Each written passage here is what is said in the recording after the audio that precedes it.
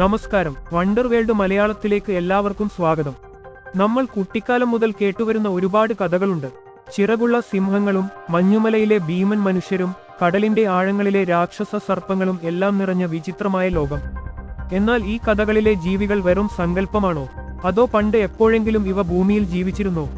ഇന്നും ശാസ്ത്രലോകത്തെ പോലും അമ്പരപ്പിക്കുന്ന, ലോകത്തിന്റെ പല ഭാഗങ്ങളിൽ കണ്ടതായി പറയപ്പെടുന്ന 7 വിചിത്ര ജീവികളെക്കുറിച്ചാണ് ഇന്നത്തെ വീഡിയോയിൽ നമ്മൾ നോക്കുന്നത്. ഇതിൽ ഒന്നാമത്തെ ജീവി വെറുമൊരു കഥയല്ലെന്ന് കേട്ടാൽ നിങ്ങൾ വിശ്വസിക്കുമോ? നമുക്ക് നോക്കാം. നമ്മുടെ ലിസ്റ്റിലെ ആദ്യത്തെ അദ്ഭുത ജീവി ഗ്രിഫിൻ ആണ്. ആകാശത്തിന്റെ കരുത്തും ഭൂമിയുടെ ഗാംഭീര്യവും ഒത്തുചേർന്ന ഒരു വിചിത്ര രൂപം. കഴുകന്റെ തലയും കരുത്തുറ്റ ചിറകുകളും സിംഹത്തിന്റെ ശരീരവും പാദങ്ങളുമുള്ള ഈ ജീവിയെക്കുറിച്ച് കേൾക്കാത്തവർ ചുരുക്കമായിരിക്കും. മധ്യേഷ്യയിലെ മരുഭൂമികളിൽ സ്വർണ്ണഖനികൾക്ക് കാവൽ നിൽക്കുന്ന, ആരെയും ഭയപ്പെടുത്തുന്ന ഒരു കാവൽക്കാരനായിരുന്നു ഗ്രിഫിൻ എന്നാണ് പുരാതന കഥകൾ പറയുന്നത്. നൂറ്റാണ്ടുകളോളം ഇതൊരു വെറും സങ്കല്പം മാത്രമാണെന്ന് എല്ലാവരും കരുതി. എന്നാൽ സത്യം അതായിരുന്നില്ല. അടുത്ത കാലത്ത് ശാസ്ത്രലോകം ഞെട്ടിപ്പിക്കുന്ന ഒരു കാര്യം കണ്ടെത്തി. ഈ ഗ്രിഫിൻ വെറുമൊരു സങ്കല്പമല്ല, മറിച്ച് മനുഷ്യർ കണ്ട തെറ്റായ ഒരു രൂപമാണെന്ന്. ലക്ഷക്കണക്കിന് വർഷങ്ങൾക്ക് മുൻപ് ഗോബി മരുഭൂമിയിൽ ജീവിച്ചിരുന്ന പ്രോട്ടോസെറാഡോപ്സ് എന്ന ദിനോസറിന്റെ അസ്ഥികൂടങ്ങൾ മണ്ണിൽ നിന്ന് ഉയർന്നു വന്നപ്പോൾ അത് കണ്ട മനുഷ്യർ വിചാരിച്ചത് അത് ഈ വിചിത്ര ജീവിയുടേതാണെന്നാണ്. ആ ദിനോസറിന്റെ കൊക്കും തലയുടെ ആകൃതിയും കണ്ടപ്പോൾ അവർക്ക് അതൊരു പകുതി പക്ഷിയും പകുതി മൃഗവുമായി തോന്നി. അങ്ങനെയാണ് ഗ്രിഫിൻ എന്ന വിസ്മയം ജനിക്കുന്നത്. നിങ്ങൾ ഇപ്പോൾ സ്ക്രീനിൽ കാണുന്ന ഈ ജീവി വെറുമൊരു ഭാവനയല്ല. ഏതാണ്ട് 6 കോടി വർഷങ്ങൾക്ക് മുൻപ് ഭൂമി ഭരിച്ചിരുന്ന ടൈറ്റനോബോവ എന്ന ഭീമൻ സർപ്പമാണിത്. ഇന്നത്തെ ഏറ്റവും വലിയ അനക്കോണ്ടകൾക്ക് പോലും ഇതിന്റെ പകുതി വലിപ്പം പോലുമില്ല. ഒരു ശരാശരി ബസിനോളം നീളം, അതേ 42 അടി മുതൽ 50 അടി വരെ നീളവും 1 ടണ്ണിലധികം ഭാരവും ഈ രാക്ഷസ രൂപത്തിനുണ്ടായിരുന്നു. ഇതിന്റെ ശരീരത്തിന്റെ വീതി എന്ന് പറയുന്നത് ഏതാണ്ട് ഒരാളുടെ അരക്കെട്ടിനോളം വരുമായിരുന്നു.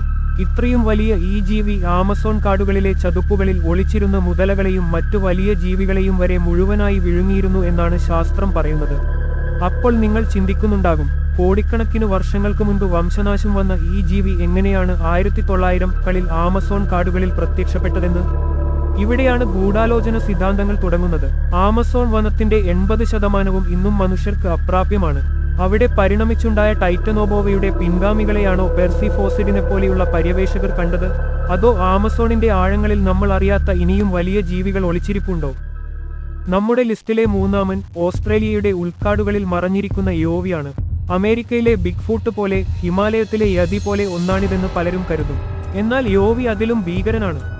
ഏതാണ്ട് 7 മുതൽ 10 അടി വരെ ഉയരമുള്ള, ശരീരം മുഴുവൻ ചുവപ്പോ കറുപ്പോ നിറത്തിലുള്ള മുടികളാൽ മൂടപ്പെട്ട ഒരു ഭീമൻ രൂപം. 1700കൾ മുതൽ ഓസ്ട്രേലിയയിലെ ആദിമ നിവാസികൾ ഇവയെ കണ്ടതായി പറയുന്നുണ്ട്. എന്നാൽ 1970കളിൽ വിനോദസഞ്ചാരികൾക്കും പര്യവേഷകർക്കും ഈ ജീവിയുമായി നേരിട്ട് ഏറ്റുമുട്ടേണ്ടി വന്നതോടെയാണ് യോവി ലോകശ്രദ്ധ നേടിയത്. രാത്രികാലങ്ങളിൽ കാടിനുള്ളിൽ നിന്ന് കേൾക്കുന്ന ഭയാനകമായ നിലവിളികളും മരങ്ങൾ കടപുഴകി വീഴുന്ന ശബ്ദവും യോവിയുടെ സാന്നിധ്യമാണെന്നാണ് പറയപ്പെടുന്നത്. ഇന്നും പല പർവ്വതാരോഹകരും യോവിയുടെ കൂറ്റൻ കാൽപ്പാടുകളുടെ ചിത്രങ്ങൾ പുറത്തുവിടാറുണ്ട്. ഇത് വെറുമൊരു വന്യമൃഗമാണോ, അതോ മനുഷ്യന്റെ പരിണാമദശയിൽ എവിടെയോ മറഞ്ഞുപോയ ഒരു വർഗമാണോ? ഉത്തരം ഇന്നും അജ്ഞാതമാണ്. ഈ ഭൂമിയിൽ ഇന്നും വംശനാശം സംഭവിക്കാത്ത ദിനോസറുകൾ ഉണ്ടെന്ന് പറഞ്ഞാൽ നിങ്ങൾ വിശ്വസിക്കുമോ?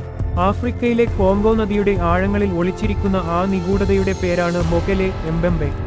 ആനയേക്കാൾ വലിപ്പമുള്ള ശരീരം, നീളമേറിയ കഴുത്ത്, കരുത്തുറ്റ വാലുകൾ. കോങ്കോയിലെ ഗോത്രവർഗക്കാർ ഇന്നും ഈ ജീവിയെ ഭയത്തോടെയാണ് കാണുന്നത്. സത്യത്തിൽ ലക്ഷക്കണക്കിന് വർഷങ്ങൾക്ക് മുൻപ് ഭൂമിയിൽ നിന്നും തുടച്ചു നീക്കപ്പെട്ടു എന്ന് നമ്മൾ വിശ്വസിക്കുന്ന ബ്രോണ്ടോസോറസ് വർഗത്തിൽപ്പെട്ട ദിനോസറുകൾ തന്നെയാണോ ഇത്? പല വിദേശ പര്യവേഷകരും ഈ ജീവിയെ തേടി ആഫ്രിക്കൻ കാടുകളിൽ പോയിട്ടുണ്ടെങ്കിലും അവർക്ക് കിട്ടിയത് ചില ഭീമൻ കാൽപ്പാടുകളും വിചിത്രമായ ശബ്ദരേഖകളും മാത്രമാണ്.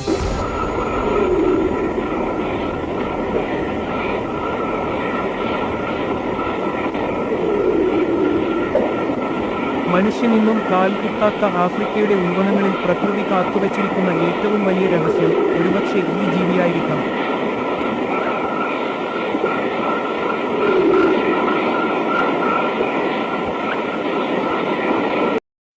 ഇരുട്ടിന്റെ മറവിൽ ഒളിച്ചിരുന്ന് രക്തം കുടിക്കുന്ന ഒരു ഭീകരജീവി. 1995ൽ പ്യൂർട്ടോറിക്കോയിലെ ഗ്രാമങ്ങളെ നടുക്കിക്കൊണ്ടാണ് ചുപ്പാഗാബ്ര എന്ന പേര് ലോകം ആദ്യമായി കേൾക്കുന്നത്. സ്പാനിഷ് ഭാഷയിൽ ഇതിന്റെ അർത്ഥം ആടുകളുടെ രക്തം വലിച്ചുകുടിക്കുന്നവൻ എന്നാണ്. കന്നുകാലികളുടെ കഴുത്തിൽ ചെറിയ മുറിവുകളുണ്ടാക്കി ശരീരത്തിലെ രക്തം പൂർണ്ണമായും ഊറ്റിയെടുക്കുന്നതാണ് ഇതിന്റെ രീതി. കണ്ടുനിൽക്കുന്നവരെ ഭയപ്പെടുത്തുന്ന രൂപം, ചുവന്ന കണ്ണുകളും മുതുകിൽ കൂർത്ത മുനകളും ഒരു അന്യഗ്രഹ ജീവിയെ ഓർമ്മിപ്പിക്കുന്ന ശരീരപ്രകൃതിയും. മെക്സിക്കോയിലും അമേരിക്കയുടെ പല ഭാഗങ്ങളിലും ഇന്നും കന്നുകാലികൾ ദുരൂഹ സാഹചര്യത്തിൽ കൊല്ലപ്പെടുമ്പോൾ ഉയർന്നുകേൾക്കുന്ന ഒരേയൊരു പേര് ചുപ്പാകാബ്ര എന്നാണ്. ഇത് മനുഷ്യൻ വികസിപ്പിച്ചെടുത്ത ഏതെങ്കിലും ജനിതക പരീക്ഷണത്തിന്റെ ഫലമാണോ അതോ മറ്റൊരു ലോകത്തുനിന്നും എത്തിയതാണോ? ഈ രക്തദാഹിയുടെ രഹസ്യം ഇന്നും ചുരുളഴിയാതെ കിടക്കുന്നു. സമുദ്രത്തിന്റെ നീലപ്പരപ്പിന് താഴെ മനുഷ്യൻ ഇന്നും എത്തിനോക്കാത്ത ആഴങ്ങളിൽ ഒളിച്ചിരിക്കുന്ന ഏറ്റവും വലിയ ഭീകരനാണ് കരാകൻ. നൂറ്റാണ്ടുകളായി നാവികർ കൈമാറിവരുന്ന കഥകളിലെ ഈ ക്രൂരൻ വെറുമൊരു സങ്കല്പമല്ലെന്ന് വിശ്വസിക്കുന്നവർ ഇന്നും ധാരാളമാണ്.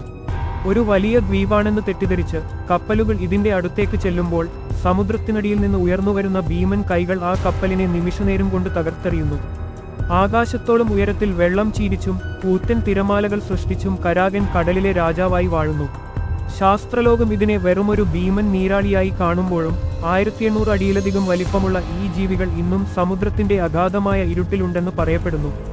എത്രയോ കപ്പലുകൾ പാതിവഴിയിൽ അപ്രത്യക്ഷമായതിനു പിന്നിലെ രഹസ്യം ഒരുപക്ഷെ ഈ കരാകൻ ആയിരിക്കാം. നമ്മൾ ഇന്ന് കണ്ട ഈ 7 ജീവികൾ വെറും കെട്ടുകഥകളാണോ അതോ നമ്മുടെ കണ്ണിന് മുമ്പിൽപ്പെടാതെ ഇന്നും ഈ ഭൂമിയിൽ എവിടെയെങ്കിലും ജീവിക്കുന്നുണ്ടോ? പലപ്പോഴും ശാസ്ത്രത്തിന് പോലും ഉത്തരം നൽകാൻ കഴിയാത്ത നിഗൂഢതകൾ ഈ ലോകത്ത് ബാക്കിയുണ്ട്. ഇതിൽ നിങ്ങളെ ഏറ്റവും കൂടുതൽ പേടിപ്പിച്ചത് ഏത് ജീവിയാണ്? അത് താഴെ കമന്റ് ചെയ്യാൻ മറക്കണ്ട. ഇതുപോലുള്ള കൂടുതൽ നിഗൂഢമായ കാര്യങ്ങളും വിചിത്രമായ സത്യങ്ങളും അറിയാൻ വണ്ടർ വേൾഡ് മലയാളം ഇപ്പോൾ തന്നെ സബ്സ്ക്രൈബ് ചെയ്യുക. അടുത്ത ഒരു വീഡിയോയുമായി വീണ്ടും കാണാം. അതുവരെ നന്ദി, നമസ്കാരം.